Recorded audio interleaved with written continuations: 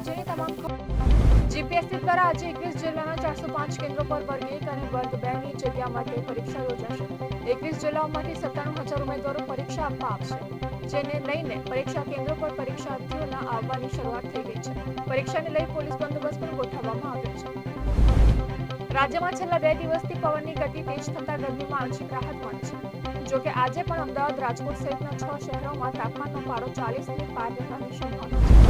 વડોદરા શહેરમાં પાલિકા સત્તાધીશોએ નવું ગતકડું કર્યું છે। 30 કરોડના ખર્ચે ગોળા વિસ્તારમાંથી આવતું પાણી હાઈવેની નીચે ગટર બનાવી હાઈવેની બીજી બાજુ મોકલે છે।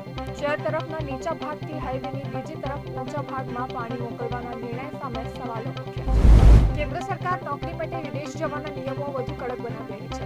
વિદેશ મંત્રાલય એક નવો કાયદો બનાવી રહ્યું છે। બિલનો ડ્રાફ્ટ ટૂંક સમયમાં બહાર પાડવામાં આવશે। જનતા અને નિષ્ણાંતોના અભિપ્રાય લીધા છે, તેને પછી સંસદના ચોમાસુ સત્રમાં રજૂ કરવામાં આવશે। જમ્મુ કાશ્મીરના રામબન જિલ્લો કુદરતના કહેરનો સામનો કરી રહ્યો છે।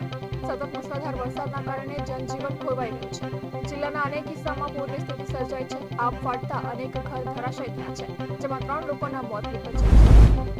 બિહારના બેતિયા પોલીસ લાઇનમાં શનિવારે એટલે કે 29મી એપ્રિલની રાત્રે પોલીસ લાઇનમાં રહેતા તૈનાત કોન્સ્ટેબલ સરજીતે તેની એલસાસ રાઇફલ વડે સહકર્મી સોનુ કુમાર પર તાબડતોડ 11 ગોળીઓ વરસાવી હતી, જેને લીધે સોનુ ઘટનાસ્થળે જ મૃત્યુ પામી ગયો હતો। અંતે કસ્ટડીમાં લઈ તેને પોલીસ સ્ટેશન લઈ જવામાં આવ્યો હતો। ન્યુયોર્ક, વોશિંગ્ટન અને અમેરિકાના સેંકડો શહેરોમાં હજારો દેખાવકારોએ ડોનાલ્ડ ટ્રમ્પ અને તેમની આકરી નીતિઓ વિરુદ્ધ શનિવારે દેખાવો કર્યા હતા। ન્યુયોર્કમાં વિરોધીઓએ શહેરની મુખ્ય લાઇબ્રેરીની બહાર એકત્રિત થઈ સૂત્રોચ્ચાર કરતા પોસ્ટર અને બેનર લગાવી દેખાવો કર્યા। ચીની રાજધાની બેઇજિંગમાં શનિવારે માણસો અને 21 રોબોટ્સ વચ્ચે એક ખાનગી હાફ મેરેથોન યોજાઈ હતી।